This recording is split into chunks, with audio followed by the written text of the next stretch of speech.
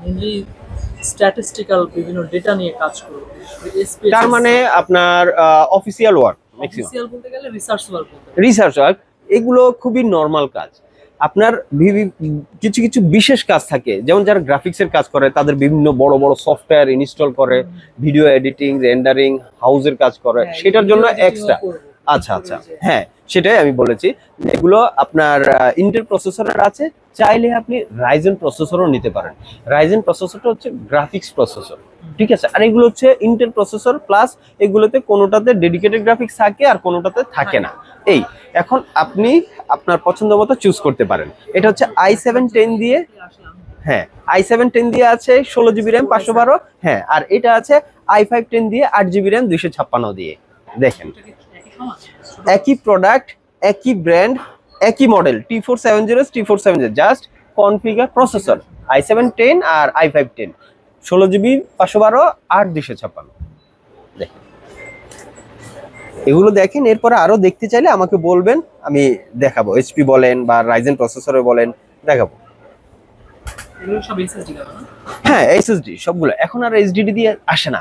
তবে Europe Asian যে প্রোডাক্টগুলো ওগুলোতে এইচডিডি থাকে, যেমন এই যে নতুন কিনতে গেলে ওগুলোতে হার্ড ডিস্ক থাকে বা কোনোটাতে আপনার এসএসডিও থাকে। এই আমি কি চাইলে এগুলোতে হার্ড ডিস্ক লাগাই নিতে পারবো? না না, এসএসডি হ্যাঁ ইউরোপিয়ান সবগুলো হ্যাঁ পোর্টেবল ইউজ করতে পারবে। এবার সেটা হার্ড ডিস্ক ইউজ করেন বা ওই এনক্লোজার দিয়ে এসএসডি বানায় নেন, সেই ইউজ করতে পারবেন। এমনিতে এইগুলো সার্ভিস কেমন পড়াশোনা মতো? এগুলো আসলে আজকে আপনি একটা যে কোনো ব্র্যান্ডের মোবাইল কিনেন, মোবাইল দিয়ে সহজে বোঝায়, মোবাইল কিনেন, সেটা হোক এমআই হোক আপনার ওই যে নন ব্র্যান্ডের একটা মোবাইল, সেটাও কিন্তু 2-4 বছর যায় যদি ভালো মতো ব্যবহার করেন। আর যদি ফালায়া চড়ায় ব্যবহার করেন, আইফোন 16 কিনলেন, এর উপরে তার মোবাইল নাই। আমরা সর্বোচ্চ হাই কনফিগারেশন মোবাইল ধরি কি আইফোন দিয়ে, এবং সেটার আপডেট যেটা তার উপরে আর নাই, তাহলে আইফোন 16ই ধরলাম।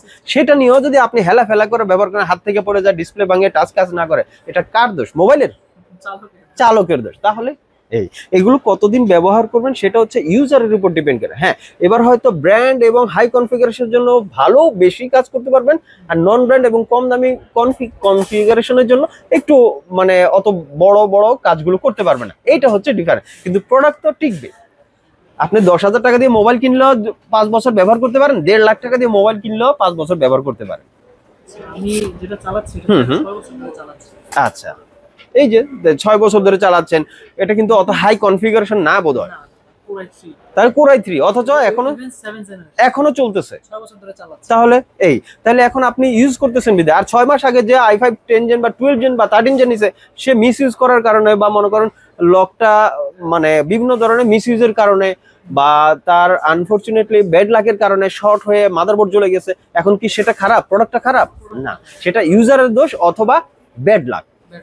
কিন্তু আপনার এটা বছরের পর বছর চলতেছে, আর চলবে যদি আপনি ওইভাবে চালান, এই আর কি। এখন ব্যাপার হইতেছে এগুলা মানে না লাস্ট কয়েকদিন যাবত ল্যাপটপটা আমার খুব ঝামেলা করছে।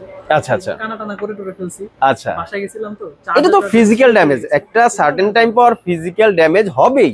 আপনার সার্ভিসটা কেমন পাচ্ছেন? সার্ভিস মোটামুটি, তাহলে ভাবলাম পরে এসএসডি লাগাই নিব। আচ্ছা আচ্ছা, এটাতে কি হার্ড ডিস্ক? আচ্ছা, আপনি যদি মনে করেন এটা চেঞ্জ করতে না চান, তাহলে এইটাকে গতি বাড়ানোর জন্য র্যাম কতটুকু আছে? র্যাম আছে 12, যে 8 র্যাম আলাদাভাবে লাগাইছি। আচ্ছা, তাহলে 4 আর 12 বোধহয় দুইটা আছে, একটা 4 একটা 8, তাহলে 12 আছে।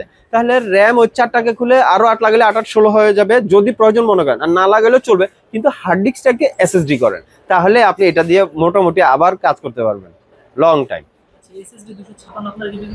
হ্যাঁ আছে আমাদের কাছে, নতুন আছে, ইউজ আছে।